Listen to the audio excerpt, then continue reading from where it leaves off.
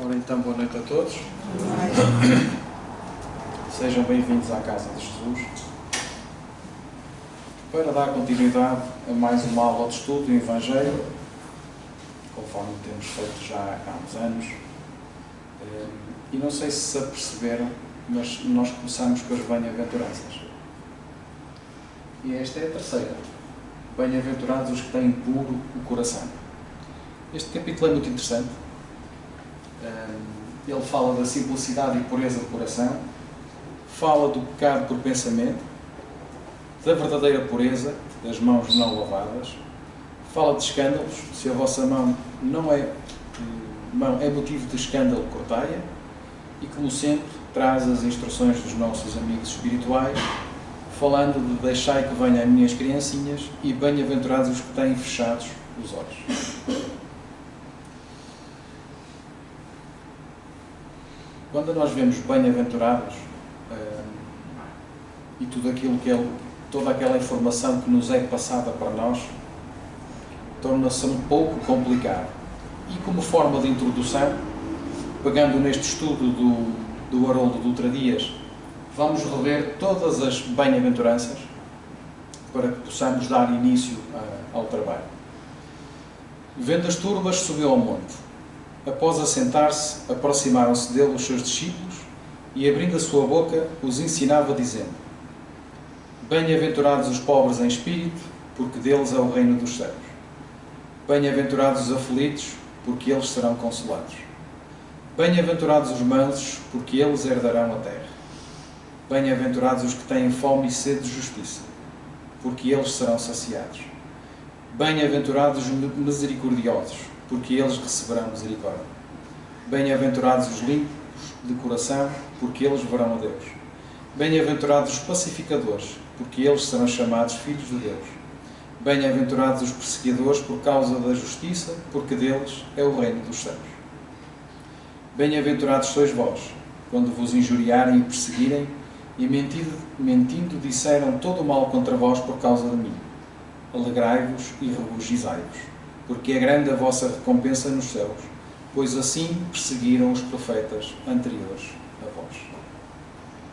Isto está no Novo Testamento, foi uma tradução que o Haroldo fez, está na página 49 e é um livro muito, muito bom. Então agora vamos destrinçar um pouco o que é que quer dizer o bem-aventurado.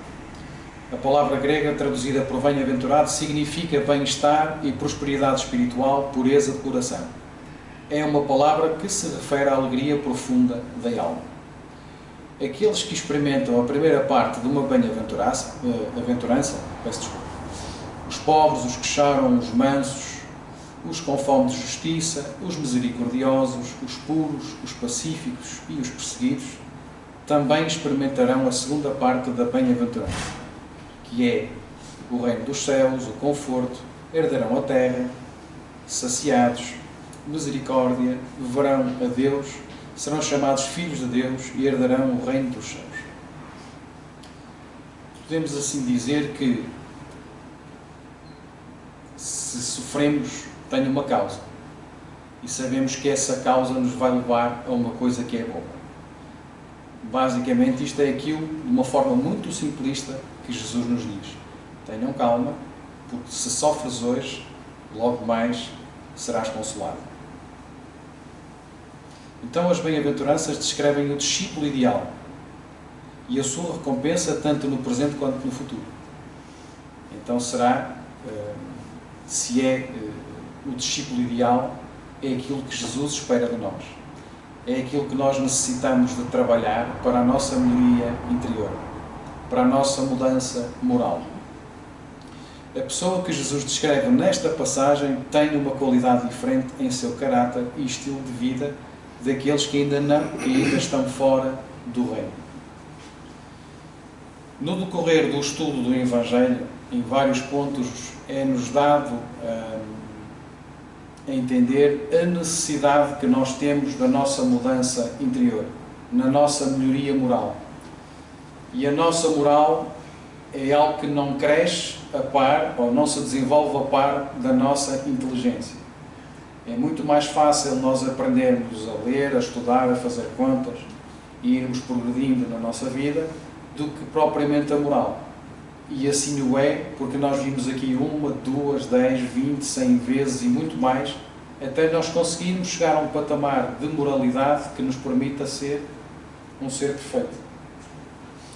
E esse convite é sempre feito ao longo do Evangelho, assim como nos livros da codificação e também noutras aulas. Se olharmos para aqui, e porque falámos em pureza de coração, podemos dizer que temos aqui as várias escalas. É quase como se tratasse de um mundo. Nós encontramos neste momento num mundo de provas e expiações e caminhamos para um mundo de regeneração.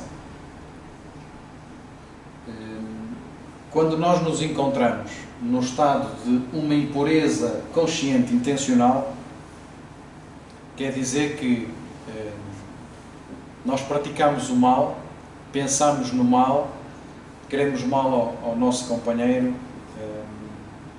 ainda está muito carregada em nós essa inferioridade. Claro que com a nossa evolução nós passamos por uma impureza inconsciente. Podemos não praticar esse mal, mas se calhar ainda pensamos nesse mal, no mal que desejaríamos que o outro tivesse. A certa altura nós passamos por uma espécie de neutralidade. Nem pensamos bem, nem pensamos mal, estamos ali num limbo e vamos caminhando. Portanto, isto tudo é a nossa escala de evolução, pode-se assim dizer. Um dia passamos por uma pureza aparente. Aparente porquê? Porque ainda só pensamos em fazer o bem, mas ainda não executamos aquilo que nós pensamos. Um dia chegaremos a uma pureza verdadeira. E aí sim, preocupar-nos com o próximo, com a ajuda ao próximo, querer o bem para o próximo, tal como gostaríamos que nos acontecesse a nós. E isto é aquilo para o qual nós tendemos a caminhar. A nossa tendência é sempre esta. Uns chegarão mais depressa, outros chegarão mais devagar. Tudo vai depender de uma coisa tão simples que se chama vontade. E nós podemos pensar em muita coisa, mas às vezes falta-nos a vontade. O ser humano é, por si só, um ser preguiçoso. É comodista. E quando achamos que estamos num ponto que estamos bem, deixamos-nos ficar. E não procuramos a evolução, não procuramos melhorar. Somos um ser de hábitos. Mas há um estudo que, entretanto, vi há pouco tempo e achei interessantíssimo, que para criar um hábito num ser humano é preciso que se repita 21 vezes essa situação. Por exemplo, lavar os dentes. É uma peste sempre que tenho que dizer, uma peste, entre aspas, tenho que estar constantemente a dizer à minha filha para ela lavar os dentes. Depois das refeições, lavar os dentes. Umas vezes esqueço, outras vezes lembro, vou-lhe dizendo. Ela não toma aquilo como prioridade ou necessidade. Mas eu vou testar este estudo que vi há pouco tempo, enquanto pesquisava uma outra situação que não tinha nada a ver com a palestra, mas saltou-me, eu achei muito interessante e consegui ver que realmente esse estudo existe, até em vários pontos do mundo, e que se confirma que realmente se efetuar determinada coisa 21 vezes, ela gera um hábito e depois nem é preciso dizer nada à pessoa. Como nós somos um ser de hábitos, nós levamos isso como normal. Portanto, eu vou testar com a minha filha, depois vou-vos dizer qual foi o resultado desse teste. O que quero com isto dizer é que se nós não criarmos hábitos em determinadas coisas, nós não vamos fazer. Até na simples prece, que pode ser de 2 segundos ou 3, nós não criamos esse hábito. E porquê? Criamos um pseudo-hábito quando nos vimos numa aflição, mas quando estamos bem, tornamos-nos comodistas e então, se calhar, já não é preciso a prece. Já não é preciso ligarmos com Deus. Então, o que é ser puro de coração?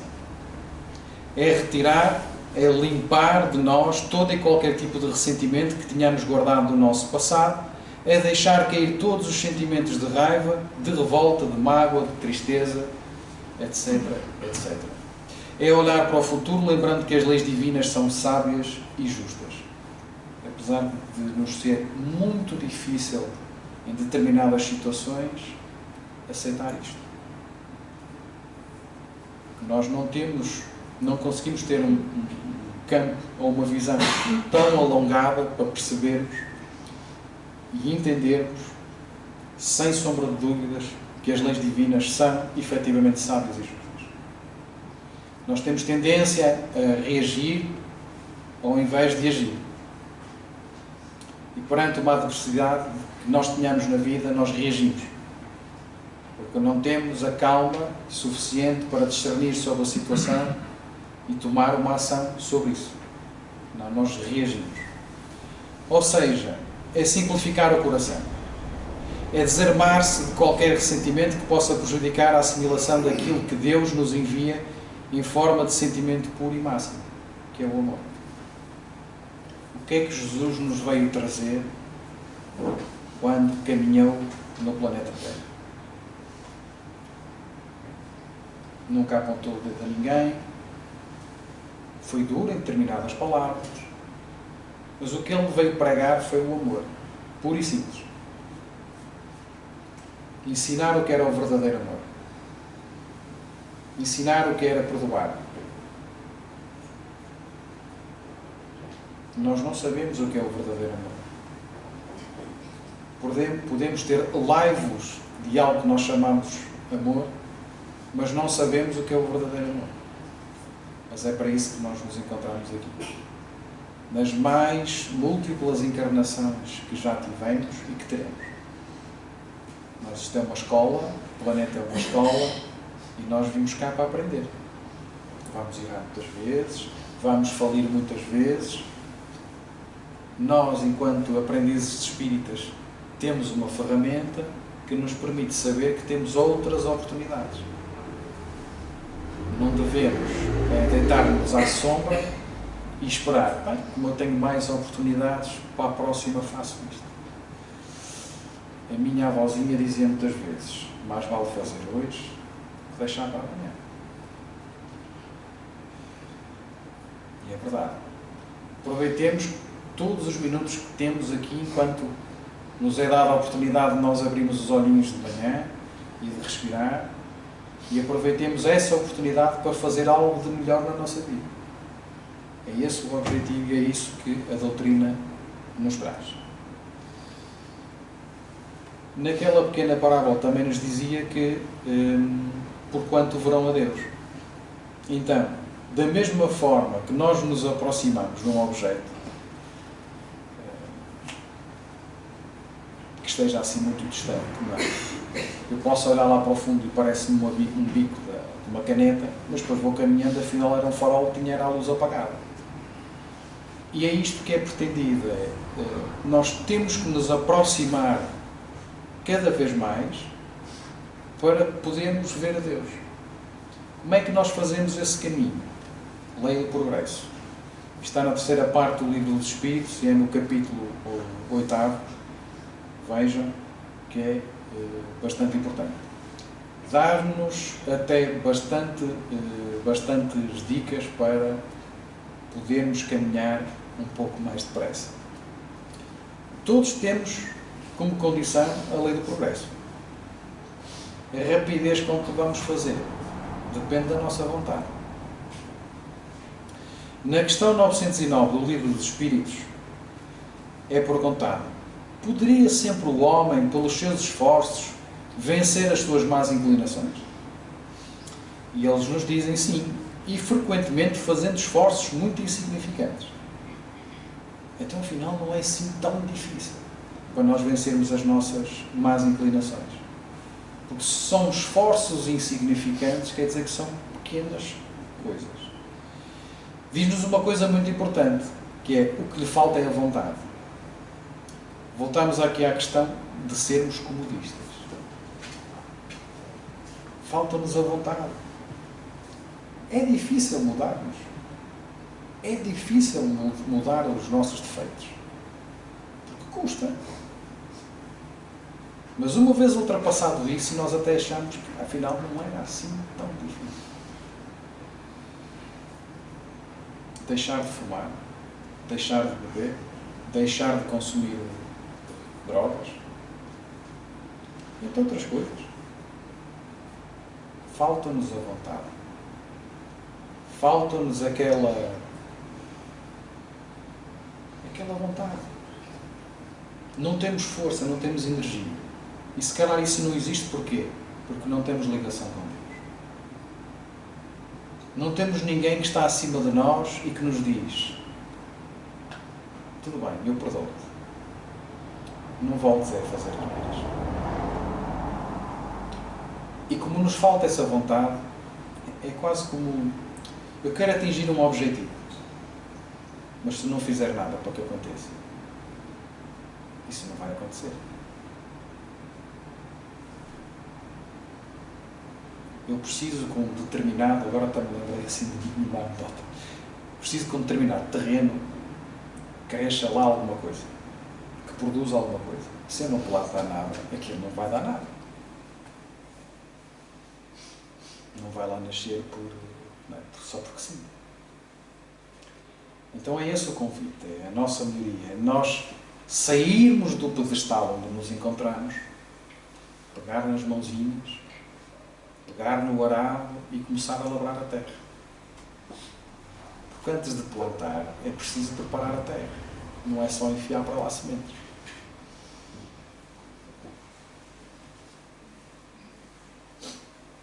Então, diz-nos ainda que poucos dentro de nós fazem esse esforço.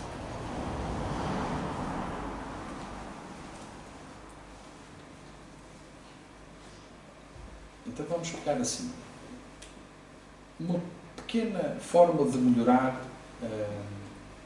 as nossas atitudes. Se alguém nos agride, ou se alguém nos ofende com alguma coisa, nós temos 3 hipóteses. Ou fazemos o mesmo, não ganhamos nada com isso, ou estamos calados e engolimos a mágoa e aquilo fica a cozinhar cá dentro e mais tarde vai ser pior. Ou então, como diz aquele ditado, se a vida te dá limões, façamos limonadas. Mais não é do que canalizar essa alma, essa energia que foi má e transformá-la numa coisa boa. Que é gerar essa tal forma, essa energia, gerá-la de forma positiva, para nos dar determinação, garra, coragem, força no trabalho, fé, etc. É difícil. Não estou a dizer que é fácil. Até para nascer é difícil. E nós vamos, no decorrer da nossa vida, se todos nós olharmos para trás, tivemos tantas coisas difíceis. E passamos tantas coisas difíceis. E estamos aqui. E temos mais um sem número de coisas difíceis para passar. E vamos conseguir. Se tivermos essa vontade. Em Marcos, diz-nos assim, isto no Evangelho. Apresentaram-lhe algumas crianças, a fim de que ele as tocasse. E como seus discípulos afastassem com palavras ásperas os que lhes apresentavam, Jesus, vendo isso, zangou-se e lhes disse: Deixai que venham a mim as criancinhas, e não as impeçais, porquanto o reino dos céus é para os que se lhe assemelham. Digo-vos em verdade que aquele que não receber o reino de Deus como uma criança, nele não entrará. E depois de as abraçar, abençoou-as, impondo-lhe as mãos. Kardec começa por nos dizer que a pureza de coração é inseparável da simplicidade e da humildade. Exclui toda a ideia do egoísmo e do orgulho. Por isso é que Jesus toma a infância como emblema dessa pureza, do mesmo modo que a tomou como o da humildade. Poderia parecer menos justa essa comparação, considerando-se que o espírito da criança pode ser muito antigo e que traz, renascendo para a vida corporal, as imperfeições de que se não tenha despojado em suas precedentes existências. Porquê é que assim é? É um facto. A criança nasce, está a reencarnar e traz aqueles traços, traz tudo aquilo que vivenciou, que aprendeu e que lhe foi importante nas vidas passadas. É aquela mochila que eu falo muitas vezes. Nós trazemos às costas, só que vai aberta e de vez em quando vamos pondo lá coisas, raramente tiramos as que lá estão. Mas é isso. E se começarmos aqui a tentar perceber porque é que Jesus diz que só entrará nos céus aqueles que se assemelham, não é que são iguais, é que se assemelham a criança. Porquê é que ele diz isso? E porquê é que ele nos diz que a pureza de coração é inseparável da simplicidade e da humildade? Então eu fiz aqui uma repescagem de um slide para nós percebermos qual é o significado da humildade. Porque a palavra não é assim muito comprida, mas tem, abre-se assim uma chaveta e cabe muita coisa lá dentro. Então, humildade é a qualidade de quem age com simplicidade. Uma característica das pessoas que sabem assumir as suas responsabilidades, sem arrogância, sem prepotência ou soberba. Em teoria, a humildade é tida como uma qualidade bastante positiva e benéfica, onde ninguém é pior ou melhor do que os outros, estando todos no mesmo nível de dignidade, de cordialidade, respeito, simplicidade e honestidade. A humildade é um sentimento de extrema importância porque faz a pessoa reconhecer as suas próprias limitações com modéstia e a ausência do orgulho. Reparemos que no decorrer do estudo do Evangelho vai-nos aparecer muitas vezes a contraponto, a humildade e o orgulho, ou como sendo o orgulho a chaga da humanidade, aquilo que nos mais atrasa na nossa evolução. Ao trazer o exemplo das crianças, e temos que nos lembrar que Jesus falava por parábolas e que dava os exemplos de uma forma mais simplista para que as pessoas pudessem perceber a altura.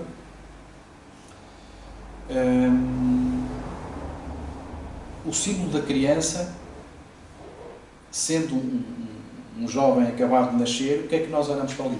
Nós reconhecemos como algo que é como se fosse um anjo, que é desprotegido, que nos traz, para quem é pai e mãe naquela altura, que traz um amor sem fim e, portanto, eu tenho que o proteger porque ele, coitadinho. Às vezes vemos notícias de situações em que os bebés passam por um sofrimento atroz e nós pensamos, o que é que mal fez aquela criança? Só que nos esquecemos que nós também já fomos crianças e que já cá viemos muitas vezes e que temos muita coisa por trás. E essa simplicidade que Jesus dizia que se assemelhavam, vamos já perceber porque é que ele diz que se assemelham. Então só um espírito que houvesse chegado à perfeição nos poderia oferecer o tipo de verdadeira pureza. É exata a comparação, porém, do ponto de vista da vida presente, porquanto a criancinha, não havendo podido ainda manifestar nenhuma tendência perversa, nos apresenta a imagem da inocência e da candura.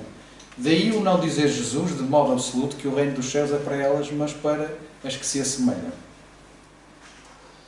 Então, pois que o espírito da criança já viveu, porque não se mostra desde o nascimento tal qual é.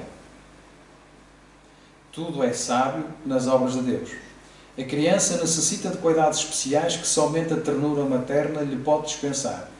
Ternura que se acresce da fraqueza e da ingenuidade da criança. Para uma mãe, o seu filho é sempre um anjo e assim era preciso que fosse para lhe cativar a solicitude.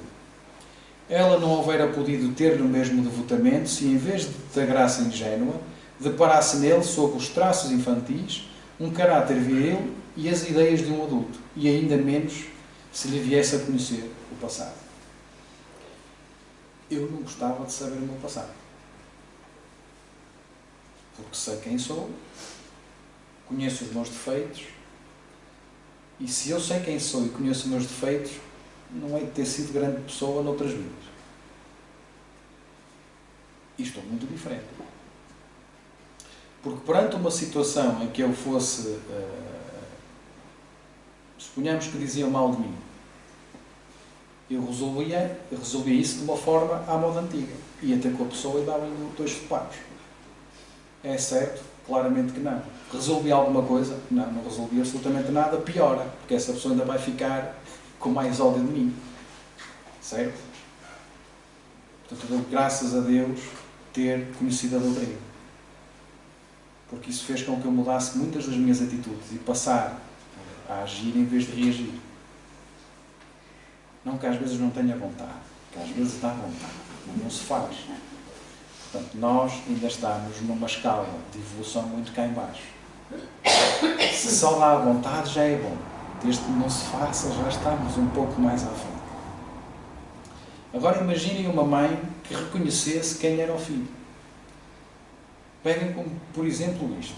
Imaginem, na altura dos campos de concentração, por exemplo, alguém que foi torturado, maltratado, que mataram a família e que regressava hoje como sendo filho daquele que produziu essa...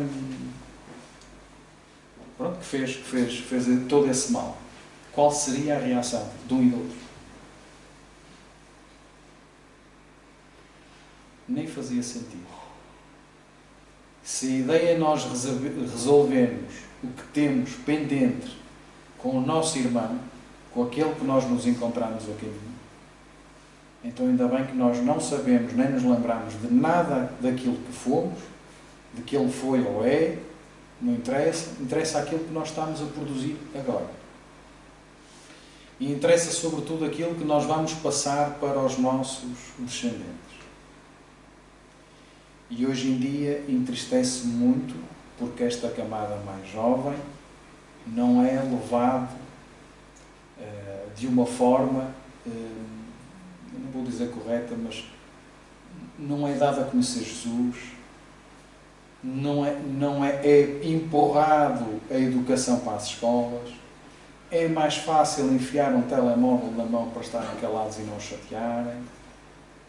Portanto, eu olho às vezes para trás, para o tempo da minha bisavó e da minha avó, em que não havia nem um décimo daquilo que temos, em que para comer existia uma dificuldade muito grande, em que uma sardinha dava para 7 ou 8 pessoas lá em casa, todos viveram, todos sobreviveram, todos cresceram, muitos sem escolaridade, mas com uma inteligência acima da média, e era com esses que nós aprendíamos.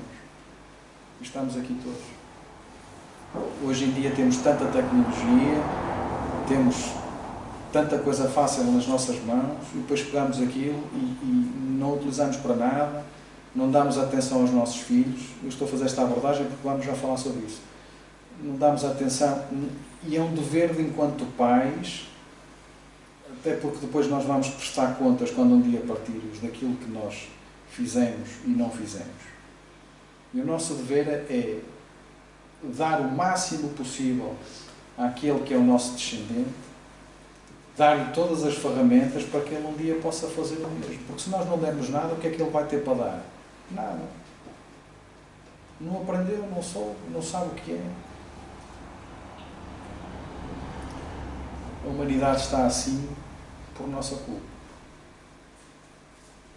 Temos coisas a mais.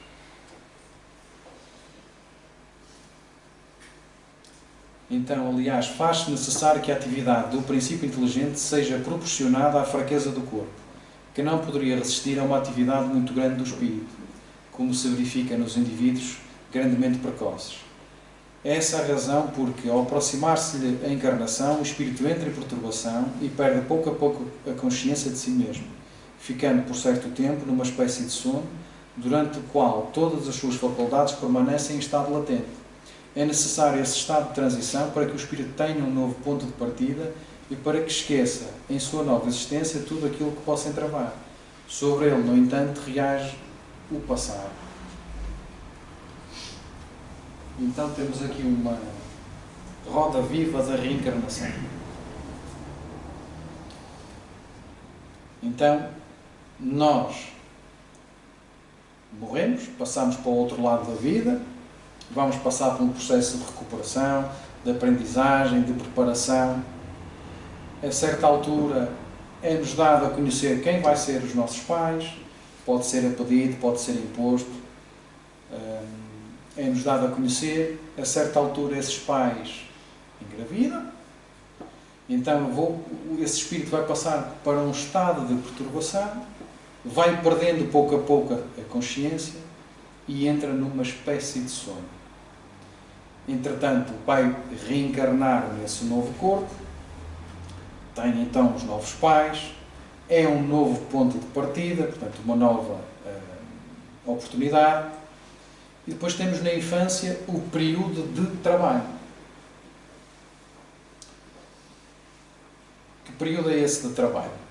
Se é ali mais ou menos até aos 7 anos, onde nós vamos vamos ensinar a andar, vamos ensinar a não fazer asneiras, até porque os miúdos chegam a certa idade são um pouco suicidas, têm tendência a matar-se, a pôr os dedos na tomada, a puxar a coisa para cima da cabeça. Portanto, nós temos que andar sempre a correr atrás deles, o que eles andam a fazer. Se estão calados, estão a fazer asneiras de certeza. Quem é pai sabe. E portanto, esse começa aqui o novo trabalho dos pais. Pequenas coisas. Perceber quem é que gosta de trazer coisas escondidas para casa que não lhe pertence. Aquelas pequenas coisinhas que parte de nós. É ensinar a comportar-se a estar na mesa, é ensinar a não fazer determinadas asneiras, é saber... Agora vou dizer outra coisa interessante para a minha filha. Quando estamos só nós os dois em casa, ela funciona de forma diferente de quando está a mãe. Também é habitual.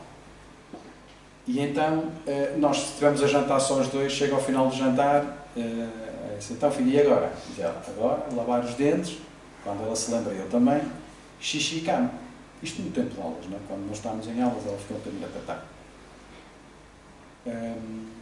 E são essas pequenas coisas que nós vamos levando aos nossos filhos. Vamos dando esses pequenos ensinos. Depois passamos às novas oportunidades e chegamos à adolescência. E aqui sim, dos 7 aos 14, mais ou menos, onde é a parte mais importante do espírito. É aqui que ele nos vai dizer, ou vai revelar, quais são as suas tendências. Se é tendência para ser agressivo, se é tendência para ter uma mão sorrateira, se é tendência para dizer mal deste ou daquele. E é aqui que nós temos que ser muito incisivos e trabalhar o máximo possível, porque depois, passando essa idade, dificilmente se vai conseguir fazer alguma coisa. É ali que nós temos de trabalhar. E é precisamente ali onde entram os telemóveis, os tablets, essas coisas todas, que agora se vê os miúdos a fazer, onde as redes sociais já são feitas de forma a que passem ali tempos infinitos, com aqueles vídeos shorts, que é um vício, que são coisas de segundos, e a seguir um vem outro, a seguir um vem outro, passa-se uma hora ali completamente inútil, não aprendeu absolutamente nada, não fez nada na vida, zero, nada, é zero, aquilo não vale zero. Em termos de ser benéfico para aquele indivíduo, é zero. É uma inutilidade total. E é isso que nós temos de trabalhar. Na escola da minha filha passou a ser proibido telemóveis lá. Se for um telemóvel, vai para dentro de um armário. No final, sai do armário e leva-no para casa. E assim é que devia de ser, porque nós não tínhamos telemóveis. Nós íamos para a escola e no intervalo íamos brincar. Íamos jogar à macaca, saltar à corda, e ao elástico, e ao estica, e andar à porrada com os outros, e depois, passado 10 minutos, estava tudo bem. E faz parte do crescimento. E nós não temos isso.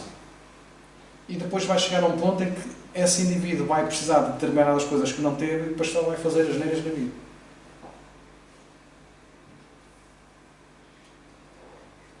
Não estou a dizer mentira, pois não? E é isso que nós estamos a falhar grandemente. Nós, enquanto pais, estamos a falhar grandemente nisto. Nem é uma questão de ser doutrina espírita, é uma questão de ser lógica e chamar a razão.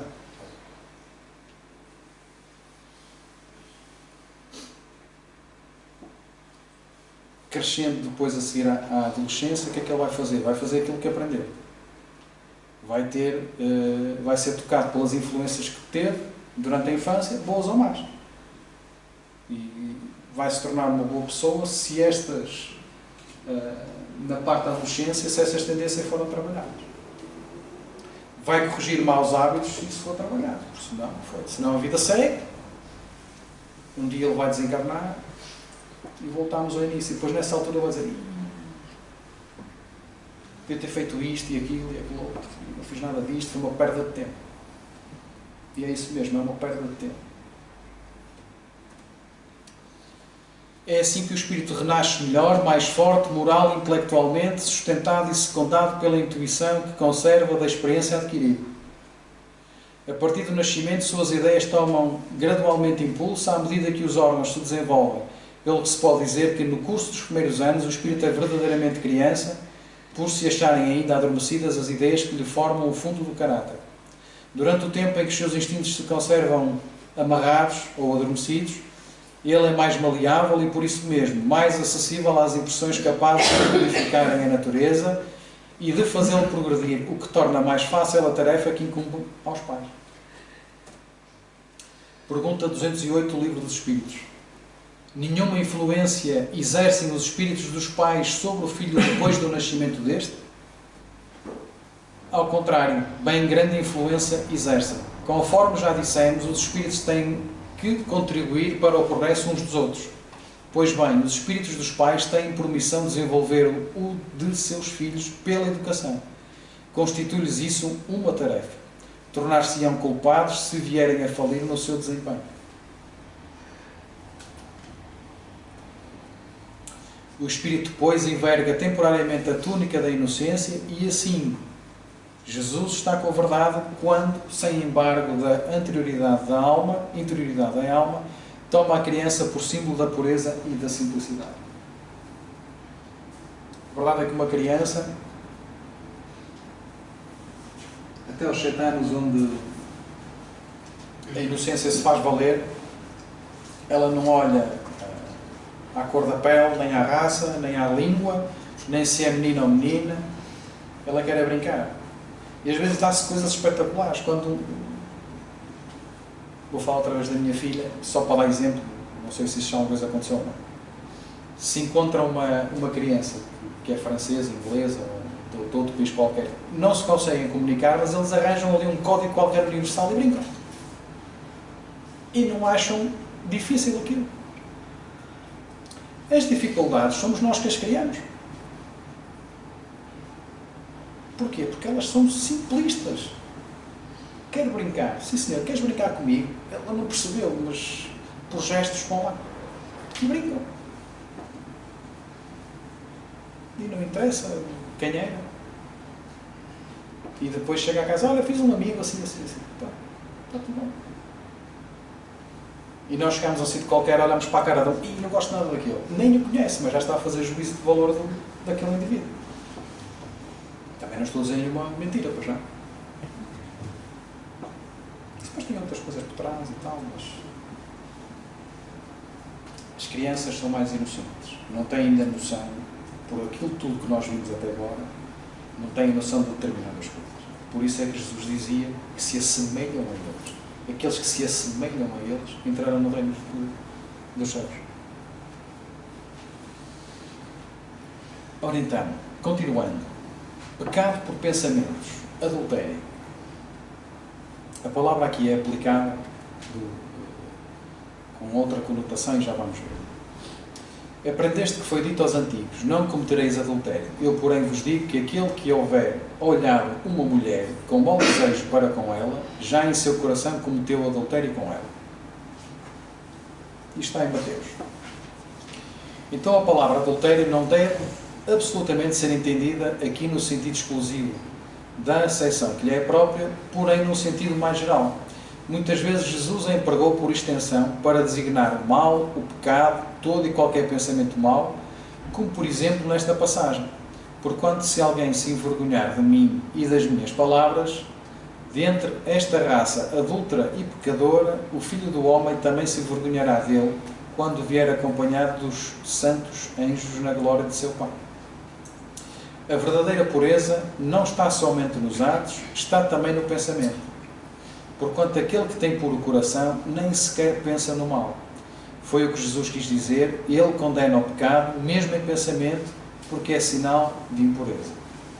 Temos que nos lembrar que à altura era uma espécie de dialeto, com poucas palavras, a mesma palavra, dependendo da entoação que lhe era dada, tinha significados diferentes. Portanto, a palavra adultério abrange um sem fim de situações. E então aqui mais um gráfico de tudo aquilo que nós estamos a falar. Se pensa no mal e se satisfaz, portanto o mal existe em plenitude. Se pensa no mal e o repele, espero que seja aquilo o ponto onde nós nos encontramos, o progresso está em vias de se realizar. E depois não pensa no mal sequer. Que era aquilo que nós devíamos fazer. Eu, por acaso, não sofro desse mal porque eu sou o patrão. Mas já tive chefes. E às vezes podiam dar uma dorzinha ali num sítio e ele ia para casa e deixava aí a malta sossegada. Quem nunca? Quem diz o chefe diz outra coisa qualquer. Portanto, nós pensámos no mal. Se calhar não era com essa intenção, mas pensámos. São coisas pequeninas que nós nem nos apercebemos. Nós passamos o dia todo a pensar. Todo. Não deve haver um segundo que nós não pensemos em alguma coisa. Estamos sempre a pensar. Até dormir pensamos. Estamos sempre a pensar. Agora, a forma de nós modificarmos esses pensamentos tem a ver com a vibração, ou com que frequência nós vibramos. Aquilo com que nós nos vamos afinizar. Se nós vibramos num determinado sentido, somos acompanhados daqueles que nos querem bem, que querem que as coisas funcionem. Se vibramos no outro extremo, somos acompanhados de amigos dentro desse calibre. Então nós temos que afinar as nossas cordas, que é para tocarmos o som correto, a vibração certa. Verdadeira pureza, mãos não lavadas.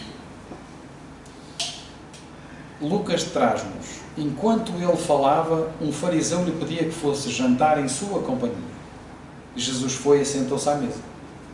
O fariseu entrou então a dizer consigo mesmo, por que não lavou ele as mãos antes de jantar? Disse-lhe, porém, o Senhor, vós outros fariseus, pondes grande cuidado em limpar o exterior do corpo, do copo e do prato, entretanto o interior dos vossos corações está cheio de rapinas e de iniquidades. Insensatos que sois. Aquele que fez o exterior não é o que faz também no interior? Agora vamos falar de uma coisa interessante.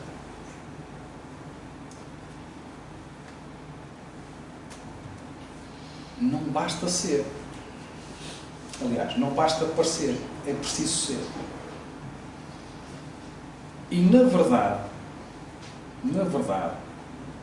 eu acho que não estou enganado, todos nós somos uma espécie de atores dentro de uma vida. Em determinada altura da nossa vida, nós vamos parecer alguém que nós na realidade não somos. Alguns são bons atores, outros nem por isso. Mas nós somos atores nas nossas vidas. Nós saímos de casa e vestimos uma pele que muitas vezes não é nossa. Nós podemos estar no maior sofrimento e saímos de casa para trabalhar e colocamos uma pele de outra coisa qualquer e parecemos pessoas extrovertidas e hiperamigas enfim. Não somos. Então nós somos atores. Somos atores e autores das nossas infelicidades. Porque tudo aquilo que nós sofremos e passamos nesta vida fomos nós que causamos. Nesta e noutras. Então nós somos atores e autores. Os judeus haviam desprezado os verdadeiros mandamentos de Deus para se aferrarem à prática dos regulamentos que os homens tinham estatuído, e da rígida observância desses regulamentos fazia casos de consciência. A substância, muito simples, acabara por desaparecer debaixo da complicação da forma. Como fosse muito mais fácil praticar atos exteriores do que se reformar moralmente, lavar as mãos do que expurgar o coração. Verificou-se o mesmo com a doutrina moral do Cristo, que acabou por ser atirada para segundo plano, de onde resulta que muitos cristãos, a exemplo dos antigos judeus, consideram mais garantida a salvação por meio das práticas exteriores do que pelas da moral. É essas adições feitas pelos homens à lei de Deus que Jesus alude quando diz: arrancada será toda a planta que meu Pai Celestial não plantou. Continuamos a dar mais valor às coisas exteriores do que aquilo que trazemos cá dentro.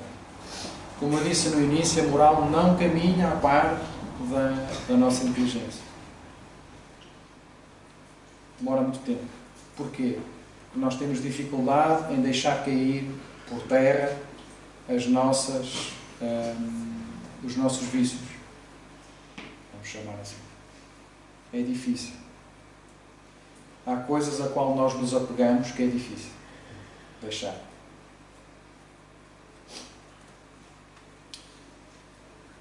Então, na verdadeira pureza, nós temos atitudes internas e atitudes externas.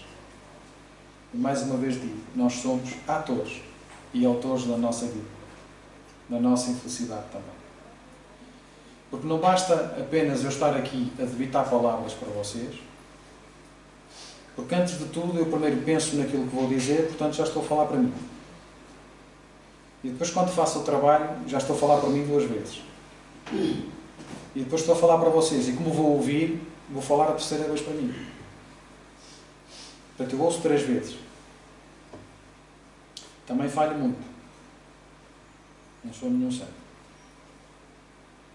E não adianta nada eu estar aqui a debitar palavras, espera como eu estava a dizer, senão é isto que está aqui. Honram-me com os lábios, mas o coração está longe de mim.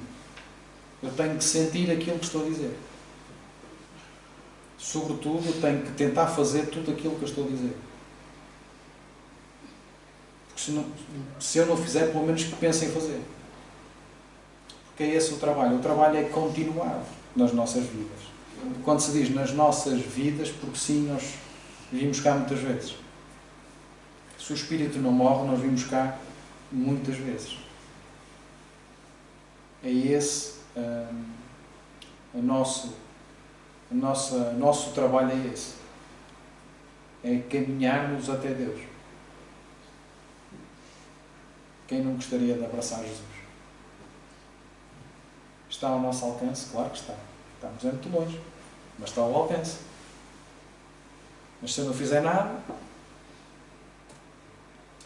Então o objetivo da religião é conduzir... Isto tudo está no Evangelho.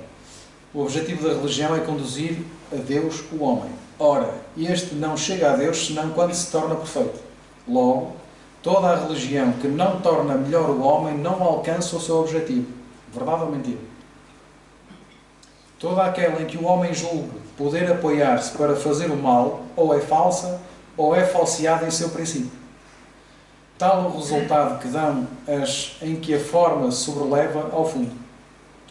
Nula é a crença da eficácia dos sinais exteriores, se não obsta a que se cometam assassínios, adultérios, expoliações, que se levantem calúnias, que se causem danos ao próximo, ou seja, no que for.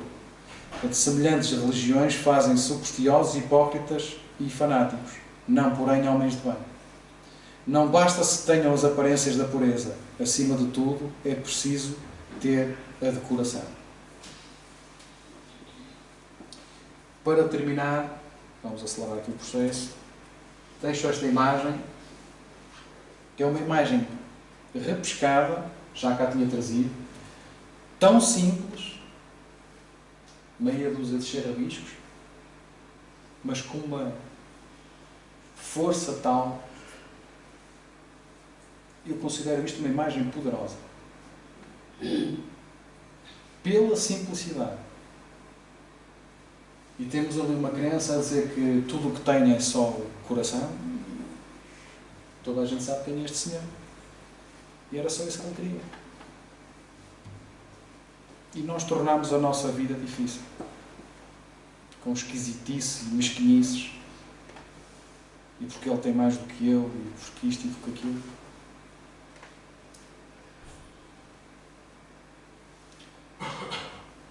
Este era o trabalho de hoje, para que possamos pensar um pouco nas nossas vidas, para deixarmos de ser atores e passarmos a usar a nossa roupagem verdadeira. Nem que isso traga consequências, porque se o fizermos, com certeza aliviaremos muito o peso que trazemos nas costas. E assim sendo, convidava então a todos a cerrar os olhos.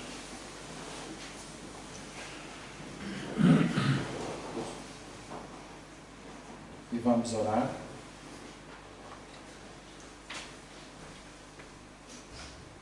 Vamos esperar pela música.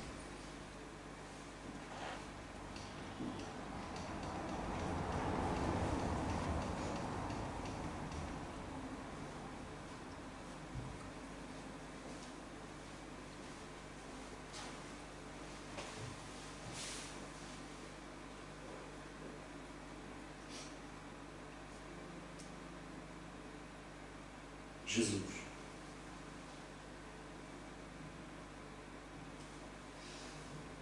peço-vos perdão.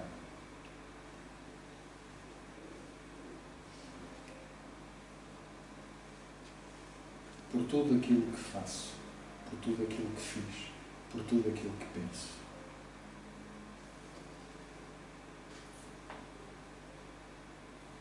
Sei que queres o meu bem. Sei que procuras que a humanidade possa viver um verdadeiro amor, na paz, na serenidade. Sei que gostarias que todos pudéssemos viver como irmãos,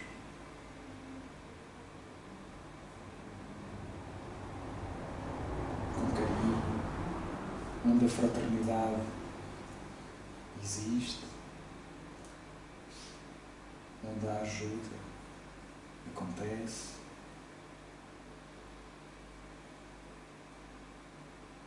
Sei, Mestre,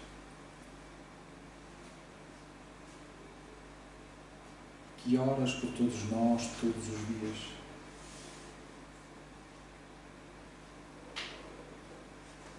Que pedes que as guerras acabem, que a fome desapareça, que a infelicidade deixe de existir.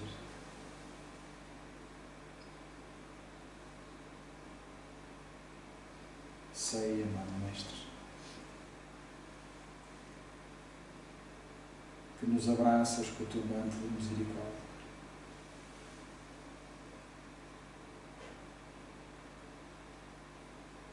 Sei, Senhor, que tudo aquilo que pretendes é o verdadeiro amor entre todos e para com todos.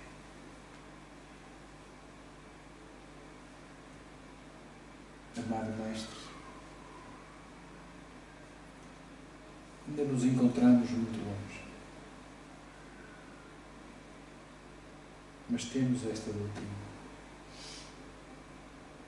de amor, consolo, reconforto,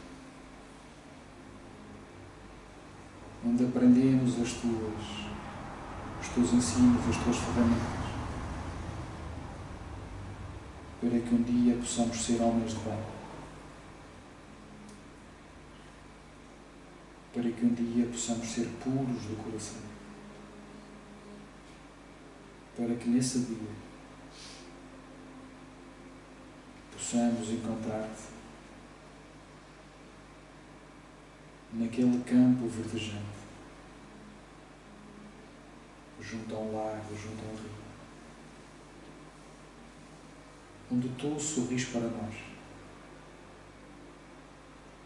onde acenas e nos dizes: sê bem-vindo, irmão. Então, Jesus, te pedimos, possas acompanhar-nos até aos nossos lares, que possas passar um pouco desse calor, desse amor aos nossos familiares, a todos os amigos, aos menos amigos, a todos aqueles que sofrem, àqueles que se encontram nos hospitais, àqueles que não têm teto, àqueles que passam pela fome, pelas guerras. Pois sabemos, Senhor, que um dia estaremos contigo.